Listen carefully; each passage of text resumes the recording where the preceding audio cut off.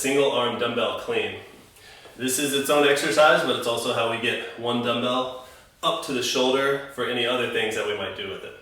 So the weight's going to start between your feet. You're going to stand up, and then right when you're getting to the top of standing up, you're going to give it a little push. That's going to pop the kettlebell up, catch it at the shoulder with your elbow forward. So you want to use your legs as much as possible, and don't forget that your arm comes last. Don't bend your arm early. So you don't want to start bending your arm down here. Legs first, and then your arm moves. So legs, arms. All right?